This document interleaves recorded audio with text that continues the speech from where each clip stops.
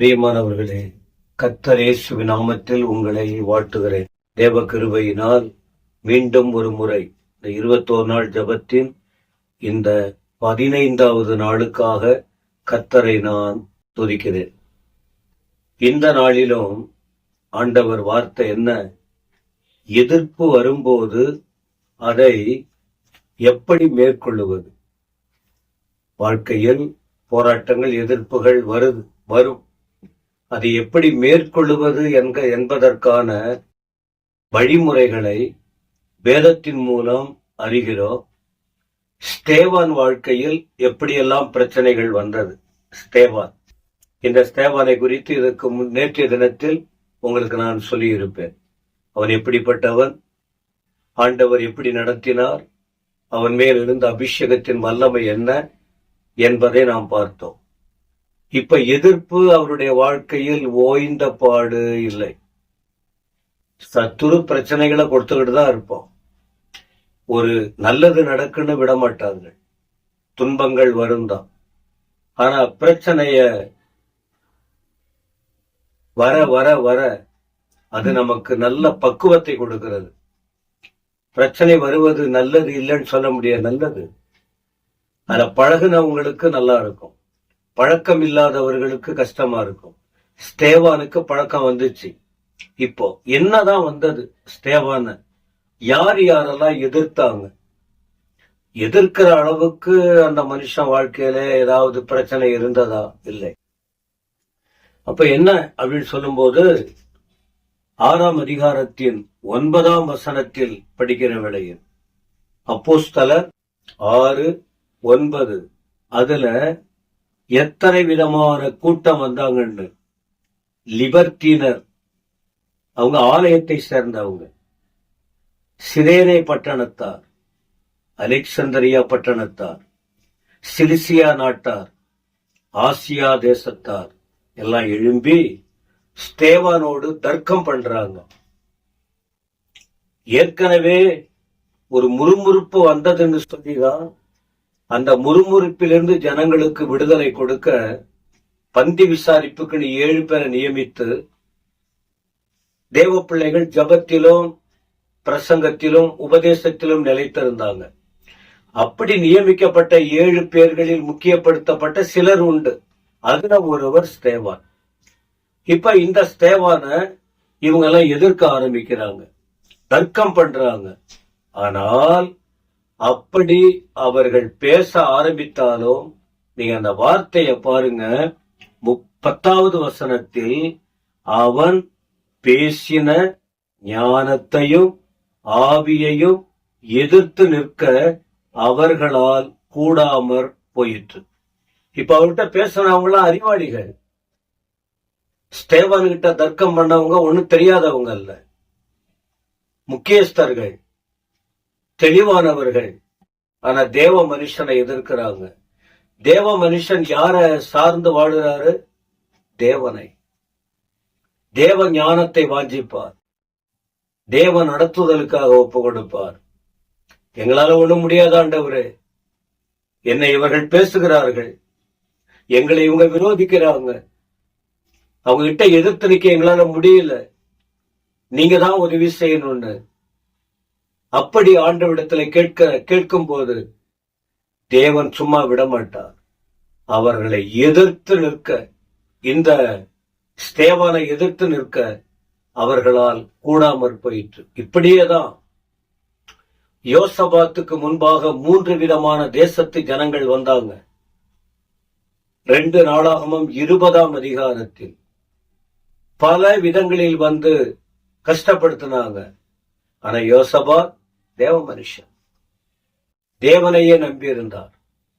அந்த வேத பகுதி பாருங்க, அவனை அவங்களை எதிர்த்து நிக்க முடியல. ஏன்?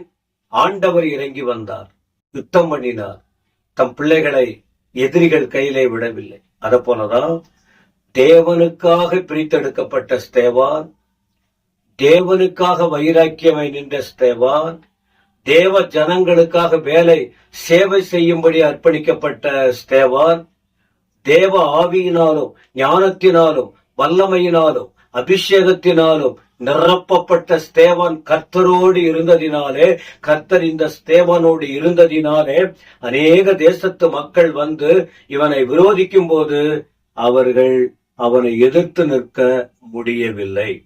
இப்ப அடுத்து என்ன செய்யறாங்க? வேறு தந்திரமான ஒரு சூழ்நிலையை கையாளுறாங்க. மனுஷ சூழ்ச்சி அதுதானே. ஒரு பகுதியில எதிர்ப்பாங்க, இன்னொரு பக்கம் தூண்டி விடுவாங்க, இன்னொரு பக்கம் அதுவும் முடியாத பட்சத்தில் வேற ஏதாவது முயற்சிகள் செய்து கொண்டே இருப்பாங்க. ஸ்தேவான் வாழ்க்கையிலும் அப்படிதான் செய்ய ஆரம்பித்தாங்க. என்ன செய்தாங்க தெரியுமா? இவனை கவிழ்க்கணும்னா பொல்லாத சாட்சி, பொய் சாட்சி சொன்னாதான் இவனை வீழ்த்த முடியும். ஏன்னா இவனை வீழ்த்துறதுக்கு, இவனை ஒண்ணில்லாத பண்றதுக்கு வேற சாட்சிகள் இல்ல அப்படின்னு சொல்லிட்டு அங்குள்ளதான விரோதித்த ஒவ்வொருவரும் திட்டமிட்டு பொய் சாட்சிகளை ஆயத்தப்படுத்துகிறார்கள். படிக்கும் போதுதான் உங்களுக்கு விளங்கும். 11ஆம் வசனம். அப்பொழுது அவர்கள் மோசேக்கும் தேவனுக்கும் விரோதமாக இவன் தூஷண வார்த்தைகளை பேச கேட்டோம் என்று சொல்லும்படியாக மனுஷரை ஏற்படுத்தி. மோசேக்கு விரோதமா ஸ்தேவான் எங்க பேசினாரு? தேவனுக்கு விரோதமா ஸ்தேவான் என்ன பேசினாரு? நீங்க பார்க்க முடியாது. அப்படியெல்லாம் ஒண்ணும் பேசல. பொய் சொல்றவங்க அப்படிதான் பண்ணுவாங்க. இல்லாததெல்லாம் ஒரு வார்த்தை சொல்றப்ப எடுத்து கட்டி எண்ணுவாங்க. இல்லாததெல்லாம் சேர்த்து அதுக்கு மூக்கு நாக்கு வாயெல்லாம் வச்சு அதுக்கு நல்லா அழகா ஒழுங்குபடுத்தி நம்பும்படி செய்வாங்க. ஆனா ஒண்ணு சொல்ற, வசமா மாட்டிக்குவாங்க. அவங்க நாள் வரும்போது மாட்டிக்கிட்டாங்கன்னா அதுல இருந்து அவங்க வெளியே வரவே முடியாது. ஏன்? அது உண்மை அல்ல. உண்மைதான் எப்பொழுதுமே ஜெயிக்க ஆரம்பிக்கும். அப்ப இந்த இடத்துல பொய் சாட்சிய சொல்லும்படி ஏற்படுத்தி 12ஆம் வசனம், ஜனங்களையும் மூப்பரையும் வேதபாரகரையும் எழுப்பி விட்டு, ஜனங்களை ஒரு பக்கம் எழுப்பி விடுறாங்க, முக்கியஸ்தர்களை ஒரு பக்கம் எழுப்பி விட்டு அவன் மேல் பாய்ந்து. ஒரு மனுஷன் மேல எவ்வளவு பேர் சேர்ந்துகிட்டு என்ன பண்றாங்க பாருங்க. பாய்ந்து சிங்கம் அவங்க புலியா அப்படியே பாயிறதுக்கு மனுஷன் மேல பாய்கிறான்.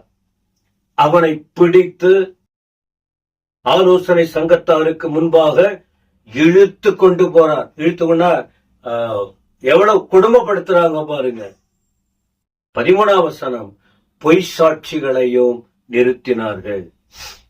பொய் சாட்சி என்ன சொல்றாங்க? இவர்கள் இந்த மனுஷன் இந்த பரிசுத்த ஸ்தலத்துக்கும் வேத பிரமாணத்துக்கும் விரோதமாக தூஷண வார்த்தைகளை ஓயாமல் பேசுகிறார். அப்படியெல்லாம் பேசல. தேவ ஆலயம், பரிசுத்த ஸ்தலம், ஸ்தேவான் அப்படியெல்லாம் பேசல. வேத பிரமாணம், வேதத்துக்கு மாறான வார்த்தைகளையும் ஸ்தேவான் சொல்லல. தேவ பிள்ளைகள் அப்படி சொல்லவும் மாட்டாங்க, செய்யவும் மாட்டாங்க. தேவனுக்காய் வாழ்கிறவங்க இடரல் வரும்படி நடந்து கொள்ளவே மாட்டாங்க. அப்படின்னா அவங்க தேவ பிள்ளை இல்ல. ஞானமாக தெளிவாக சூழலை பார்த்து ஆட்களுக்கு ஏற்றபடி அவர் செயல்படுகிறார். ஆனா இந்த ஜனங்களுக்கு அது புரியாது. அதனால இப்படி பேசுறான்னு சொன்னாங்க. எப்படி? சரி, அப்ப என்னதான் பேசினாருன்னு அவங்க ஒரு வார்த்தை சொல்றாங்க. நசரேயனாகிய அந்த இயேசு கிறிஸ்துவை, நாசரேத்திலே பிறந்த இயேசு நசரேயன் என்னப்படுவார். நசரேயனாகிய அந்த இயேசு இந்த ஸ்தலத்தை அழித்து போட்டு மோசே நமக்கு கொடுத்த முறைமைகளை மாற்றுவான் என்று இவன் சொல்ல கேட்டோம் என்றார்கள். நீங்க ஸ்தேவான குறித்து இதுல இந்த வேதத்துல படிச்சு பாருங்க, கூகுள்ல படிச்சு பாருங்க. அப்படியெல்லாம் தேவ மனுஷர்கள் அன்றைக்கும் இல்ல, இன்னைக்கும் இல்ல. இன்னைக்கு நிறைய பேர் இப்படிதான் பண்ணிக்கிட்டு இருக்காங்க. ஒன்னும் பேசல, ஆனா பேசினாங்க. ஒன்றும் செய்யவில்லை, செய்தத கண்ணால பார்த்தா கண்ணு இல்லாத போயிடும் தெரியுமா உங்களுக்கு? வாய் இல்லாத போயிடும் தெரியுமா உங்களுக்கு? பொய் சொன்னா சாப்பாடு இல்லாத போயிடும். அப்படியெல்லாம் அறிஞர்கள் சொல்லி இருக்காங்க. எனவே இந்த வார்த்தைகளை கேட்கும்போது ரொம்ப ஜாக்கிரதையா நாங்க பேசுறோம். ரொம்ப ஜாக்கிரதையா நீங்களும் கேட்கணும். எல்லாரும் ஒரு நல்ல ஒரு எந்த தேவையில்லாத பிரச்சனைக்குள்ளே மாட்டிக்கொண்டு வாழாம தெளிவாக வாழ தேவஜனமே, அது மற்ற அன்பு நண்பர்களே, உங்களை நீங்கள் யோசித்து ஒப்பு கொடுக்க வேண்டும். 15ஆம் வசனம். ஆலோசனை சங்கத்தில் உட்கார்ந்திருந்த அனைவரும் அவன் மேல் கண்ணோக்கமாய் இருந்து அவன் முகம் தேவதூதன் போல் இருக்க கண்டார்கள். தேவதூதன் போல. அவங்க நினைச்சதெல்லாம் இவனை அடிக்கணும், இவனை கொல்லணும், இவனை உருவம் தெரியாத அழிக்கணும், அப்படி எல்லாம் பார்த்தாங்க. ஆனா இவருக்கு யுத்தம் பண்றது யார் தெரியுமா? ஒரே ஒரு தேவன் மட்டும்தான். மற்றவங்க எல்லாம் யாரு? ஒரு கூட்டமே சேர்ந்துட்டாங்க. ஒரு தேவ மனுஷனை அழித்து போட எல்லாரும் அநேகர் எழும்புறாங்க. எல்லாருக்கும் முன்னால ஸ்தேவான ஒன்னும் பண்ண முடியல. அதற்கு பதில் தேவ ஆவியானவர் உள்ள இருந்ததுனால அவருடைய முகம் பிரகாசிக்க ஆரம்பித்தது. சங்கீதம் 34:5 சொல்லுகிறது, அவர்கள் அவரை நோக்கி பார்த்து பிரகாசம் அடைந்தார்கள், அவர்கள் முகங்கள் வெட்கப்படவில்லை. உங்கள் முகம் பிரகாசிக்க வேணுமா? எதிர்ப்பு மத்தியிலே, பிரச்சனைகள் மத்தியில் எப்படி சமாளித்து வாழ்வது, ஜெயித்து வாழ்வதுங்கிற ஒரு பெரிய கேள்விக்குறியாக நீங்கள் உங்கள் வாழ்க்கையில் கலக்கம் அடைந்து கண்ணீரோடு இருக்கீங்களா? கவலைப்படாதீங்க. கர்த்தரை நோக்கி பாருங்கள். அவர் உங்களோடு இருக்கிறார். அவர் விசாரிக்கிறவர். அவர் அற்புதங்களை செய்வார். உங்கள் வெட்கத்தை மாற்றுவார். உங்கள் முகத்தை பிரகாசிக்க வைப்பார். இத போல வசனங்களை பாருங்க, படிங்க, கேளுங்க, உணருங்க, கீழ்ப்படிங்க, ஒப்பு கொடுங்க. அவருக்காக வாழ நீங்க தீர்மானிங்க. ஆண்டவர் உங்களை நடத்துகிற விதம் பாருங்க. தேவன் உங்களை ஆசீர்வதிப்பாராக. கண்களை மூடி ஜெபிப்போமா? பரலோக பிதாவே, துதிக்கிறோம். இந்த வார்த்தைகளை கேட்ட ஒவ்வொருவர் மீதும் உமது வல்லமை இறங்கி வருவதாக. இதயங்கள் தொடப்படட்டும், உமக்காய் எழும்பட்டும். ஆசீர்வதியும், ஆசீர்வதியும். இயேசுவின் நாமத்தில் பிதாவே, ஆமென், ஆமென்.